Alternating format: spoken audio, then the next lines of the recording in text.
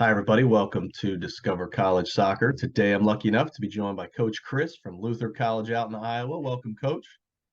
Yeah, thanks, Matt. Thanks for having me. Yeah, thanks for being here. I was lucky enough to talk to Coach Holly, your women's coach, a few months back. So it's nice to close the loop and get the guys' side covered as well. Um, so let's first talk about the recruiting side of things now that your season's wrapped up, and this is well, at least down here in Florida, it is showcase season extraordinaire. I think uh, my daughter played in tournament last weekend. The IMG Cup is this weekend. They're over at IMG Academy. So, um, w- when do you usually start talking to players and really kind of getting that recruiting class together? Right now, are you closing off your 23s, or is that pretty much wrapped up and you're looking at 24s? What's that look like for you guys? I mean, I would say it's a pretty fluid process for us. Luther's kind of a rolling admission kind of setup, and I would say admissions kind of plays a pretty big, kind of presence in kind of how we kind of at least navigate the calendar, with regards to kind of our process. So we're wrapping up 23s, in contact with 24s, obviously in communication with 25s. And so I think it's a little bit of a pretty fluid process for us. And so everyone's pretty unique, to be honest. I mean, we're kind of in that same setup right now. We'll be in St. Louis for the ECNL showcase this weekend. My assistant was in Des Moines. We're doing some ECNL regional games this past weekend. So, it's like a little bit of a mixed bag in terms of that timing. And Sure. sometimes the timing is a kid that's been in the process like super early. But I would say even with us, because of a rolling admission, we may have some kids that aren't committed at the moment and are looking for places, and maybe hey, I wanted to go here and there's no spots left available. And so, we're kind of in that conversation. And so, I mean, we had a kid who committed to us like August 5th last year for a fall season. And so, maybe not ideal, but also came in and ended up being a starter for us. And so, kind of a unique kind of process for us. And so, my timeline is all over the place, and even setting a timeline for me maybe be good for just like a processes standpoint, but also the dynamic of when people are contacting us and when that kind of first contact happens varies quite a bit. Sure. Well, you mentioned ECNL showcase and regional games. Are there other tournaments that are kind of, you know, must visit events on your list that you guys go to all the time?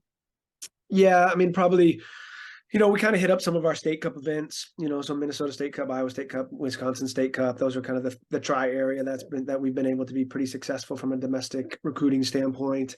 Shattuck Showcase, which is actually where Holly played, and I actually recruited Holly to play here. Played for me for 3 years after transferring in as a Division I player. So Shattuck Showcase is probably one that kind of happens in January. That kind of, for me, kind of targets some of the top teams kind of in the region. So those are some of those. Again, the ECNL events we kind of hit. Rockford is not super far from us, so we kind of hit some of those events. Those are kind of the showcases. I have gone to kind of some of the Disneys and the castles and surf cups and some of those kind of around the country. I don't know if it's interesting because we end up going there and like watching the Minnesota team. So Right. for me that's not always that makes sense. And we get kids from outside the area. We got some kids from California, Arizona. President's Day kind of in Phoenix has kind of been an area that we've been able to be pretty successful with. So we kind of pick and choose, and try and evaluate, are we getting, students from these showcases. So Sure. yeah, it's kind of our process. What about camps? Do you guys host any? Do you and your staff work any, external camps? Do they fit into your system at all? Yeah, I mean, I think the camp experience is a good one. We host kind of like a weekend, kind of Friday, Sunday, whatever you want to call it. We elite camp, ID camp, respect camp, whatever you guys want to call it. So we've done that, and that's been actually a really great tool for us. Luther is in small town Iowa. We're about 2.5 hours south of Minneapolis, 4.5 hours, west of Chicago, north of Des Moines. So like we're not in this like hotbed of soccer in that regard. And so kind of getting them to come here to be a part of it for me has been an important process for us. And we can just kind of sell like who we are and the substance that you're going to get and proper training. And so we typically our weekend camp in the summertime gets about 40 to 50 kids. And it's kind of, they're looking at us, so we're not bringing in a lot of other coaches, into that camp. So they're really identified us as a possible place for them. And so that's been an area that we've been super successful with. Probably two to four kids from camp, end up coming to Luther. And so there's some great yield rate that we get that. And we'll do a spring ID camp, that kind of gives an opportunity for potential seniors that are still looking at us, or, that prospective junior and sophomore to kind of be a part of things. So I don't work a ton of camps, outside of that. I'm a Trinity University grad, so kind of San Antonio, Texas. So I've gone down and worked, for my former head coach, at his camps. And obviously that's, more of a, obviously there's some obviously a great recruitment process there, but there's some personal Sure. opportunity to be there, go to my alma mater and be a part of that, that program consistently.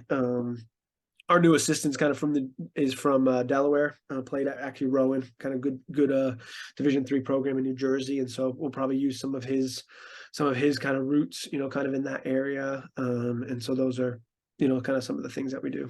Okay. You mentioned, domestic recruiting, and when you look at your roster, there's a good bit of international, which is not always the case at a D3. So can you talk to me a little bit more about your international recruiting and how that works for you guys?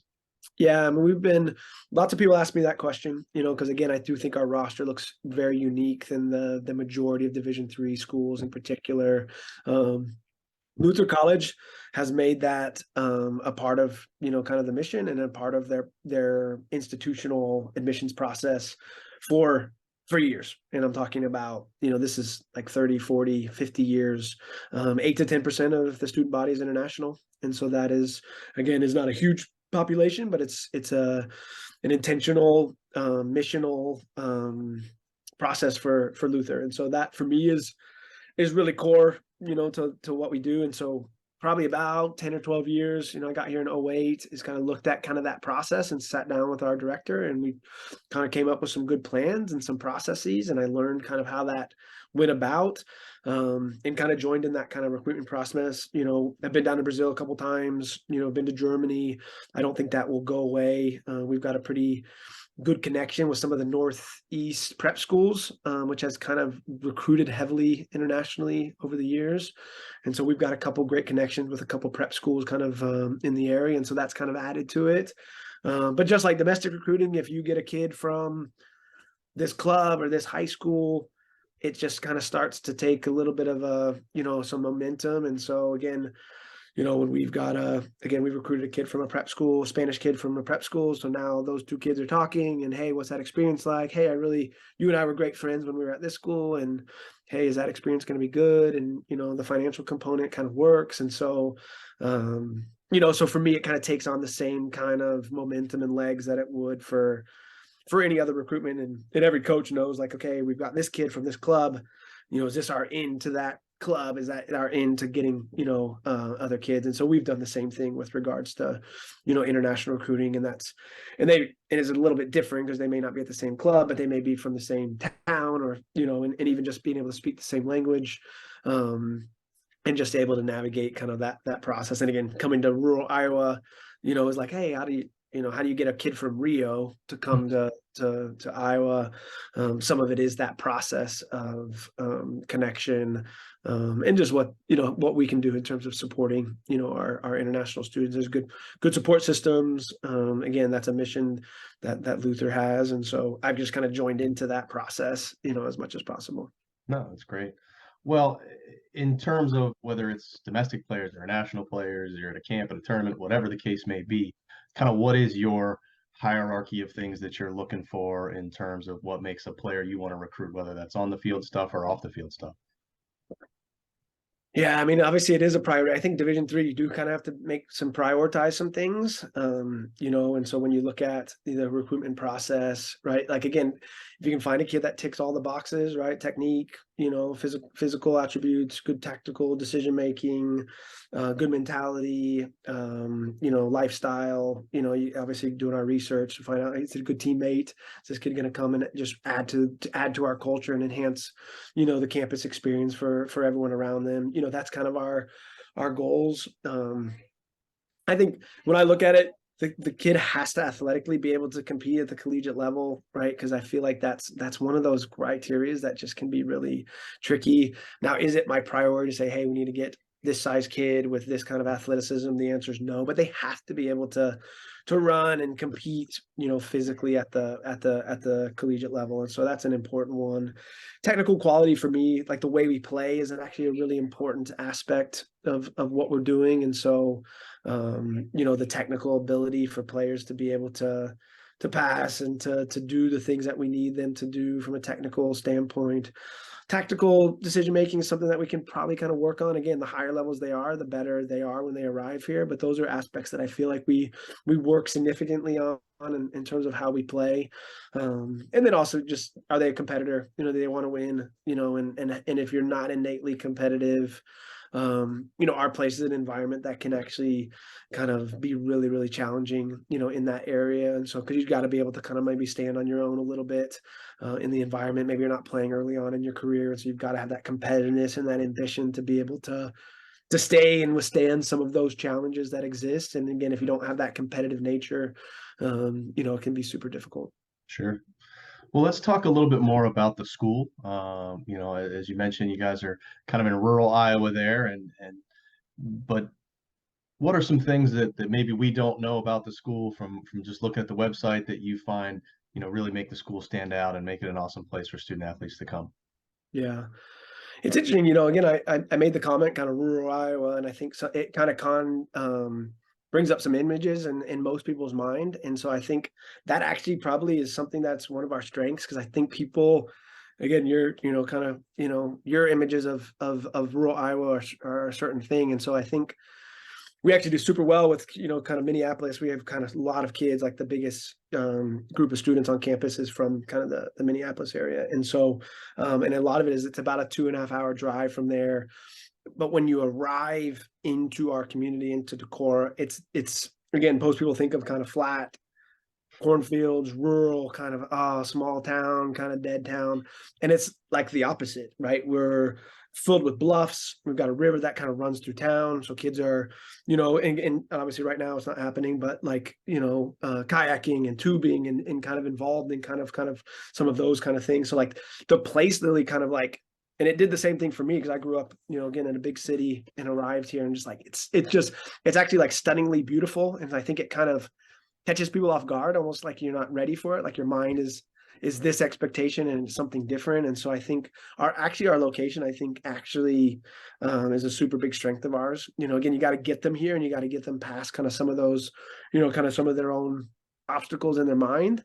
But it's also this super vibrant community, and so I think it's considered the best small town in Iowa. And it's kind of been on all the different, kind of Discover Iowa and different kind of aspects that follow, kind of just different magazines in different areas.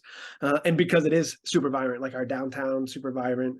Again, and when you're thinking downtown, you're not thinking downtown Miami, you're not thinking downtown New York, right? Because if that's your images too, then that's wrong. But it's literally this place with restaurants and coffee shops and microbrews, and just kind of some of these kind of aspects to just kind of a college town that is super fun, super exciting. It's super easy to navigate, right? If you're a college kid, walking from campus to our downtown is super like a normal part of your life. And so I think those, while it's a hurdle, right, to get people here, I think when people get here, they're kind of blown away by kind of like the look of what we have. And so I think it's super cool. So Awesome. Well, you mentioned earlier about the support of the school for your student athletes, especially ones maybe coming from overseas. But how do your student athletes really balance the pull between sports and athletics, and what are those support systems to help them, especially on the academic side? yeah, I mean, I think there's quite a few. I mean, I think obviously our coaches are super involved, and we've got a pretty experienced coaching staff. And so kind of our ability to just kind of navigate the resources that we have. I mean, we've got a full, kind of student support service. I think it's Center of Academic Achievement. I have to remember the names of it because academic enrichment, I think, it kind of changes names, but, really a place where our students can receive, the writing center, right, where they're getting a ton of, help with regards to writing papers, because obviously, our students are spending a lot of time doing that. Tutors, having access to tutors and the support services, disability services, kind of again navigating the different kind of needs that our student has. One of our students, like one of our actually men's soccer players, like tore or dislocated his thumb, and so couldn't write a paper, like had to write a paper for one of his exams, and so had to be in contact with our disability services to get that adaptation, to kind of support him in that process. And I was connected to our, the faculty member that, was kind of involved in that communication. And so, our coaching staff super involved in kind of that process and helping our students kind of receive those resources that they need. Kind of mental health services on campus. So we've got counseling services on our campus, which allows our students to have access on our campus to some of those services, which for me are quite important. To navigate the different things that our students are dealing with, or just things that they their mental health on campus. And so those would be some ones that kind of that stick out. Yeah, and so again, and then and coaches are doing lots of things to kind of support. We have some study tables that are early, our first years, kind of create some good habits in regards to just kind of adapting to the to college life and just the intensity of your classes. Sure. Okay. Well, in terms of, a day in the life of kind of for a player, if you can walk me back through a typical, I know there's no such thing, but a typical week during the season, when are players getting up, having meals, going to class, going to practice, traveling for games? What's that kind of look like? Yeah, I mean, I think a pretty typical training day is, we typically put their, most of their academics and work study, because kind of few kids at Luther do kind of work study to kind of be a part of their experience. So 8 to 2:30, right, is pretty typical, in terms of, and again, that can vary, Sure. the class schedule varies and kind of when they work, but that's pretty typical. We kind of stay away from that a little bit. Obviously, I may spend some time with individual players kind of throughout that time, just based on some meetings and so forth. But they normally get down around 2:30, to the locker room. They the music kind of gets blaring. They go and do the athletic trainer to our medical staff. And then our typical practice is 3:30 to 5:30. So spend a couple hours. Within that, we're including kind of some of their gym workout, their lifting could included in that. Video analysis meeting could kind of include that. And so we're using that kind of 2-hour window to kind of really jam pack a lot. I think we try and respect their 2 hours as much as we can, just because of, as soon as they get out of, training, they're back to the training room. They typically eat lunch together. Luther's residential, so all of our students live on campus. And so that kind of campus experience is quite important and part of kind of like their life here. So they eat together typically quite a bit. And then they kind of both, kind of go into that, that study period, studying. Again, I always kind of prefer if guys are going to bed early, but everyone's kind of a little bit different with kind of how they go about their study time. Some kids are studying at 10 to 2, other kids are kind of 7 to 10, and kind of they kind of navigate that a little bit based on their own kind of sleep schedule and what their class schedules looks like. And so that's pretty normal. A game day, we're on a charter bus, depending on kind of where we are. Most of our games are regional games, so within kind of a 4-hour radius. So those probably look the most different. Can leave as early as 6 a.m. We're kind of on a charter, have snacks and breakfast for them to kind of get as they get on. Most of them are napping/sleeping, depending on what that looks like. We stop for a meal, typically for pregame. We travel actually a lot with our women. And so that's maybe a little bit of a unique experience for us. And so our connection, Holly and I are super close, spend a lot of time kind of know each other's teams from a personal standpoint, but also kind of like bouncing ideas, hey, I watched your whole game. Like, have you thought about this? Have you thought about this? So there's some unique qualities that go into that. And so that's kind of, can be some late night, evenings, getting off the charter bus. But for me, traveling's fun. You're just with your team, you're spending time with each other, hopefully celebrating a win on the way home. Yeah, that's awesome. Well, let's talk more about the team and the soccer side of things. So, do you have a roster size that you're trying to to hit each year? We don't have anything, we're an enrollment driven school. So that's obviously a component that kind of revolves around kind of some of the roster sizes. We were at 45 this past year. And so that was the kind of the size of where we were at. I think we'll kind of be in that 40 range here moving forward. We've been as high as 58, which is maybe not something I would suggest or encourage. But, so that's kind of typical. It kind of gives us, for me, that 40 range gives us this opportunity to develop guys. And then also we've been able to kind of, some of our seniors have, maybe not had the opportunities to play, but also be involved and make a big impact in our roster outside of just the kind of the playing aspect. And so we obviously have those conversations with our older guys and say, hey, looks like, you're now behind a freshman, you're now behind a sophomore. And so you've got some choices to make in terms of your own college experience. Do you want to continue with our team and play? And lots say yes, and they want to kind of involve, their, and make an impact. Again, maybe an off the field aspect, some leadership areas. For me, those are the high character people, because like to not be able to play is a super tricky, aspect of things. So, but yeah, so that's probably we'll probably be in that 40 range. And then because your conference, a lot of the teams have that reserve squad, developmental squad, whatever you want to call it, and you guys do that as well. Is that right? We do, yeah. So Yeah. it's a little helpful, that there's some other programs around the area that kind of allow us to do that. So, because again, we don't want to be, driving all over, the region for reserve games. So it's super helpful to be able to kind of have that for sure. Yeah. And earlier you mentioned your staff. How big is your staff? What kind of roles does everybody play?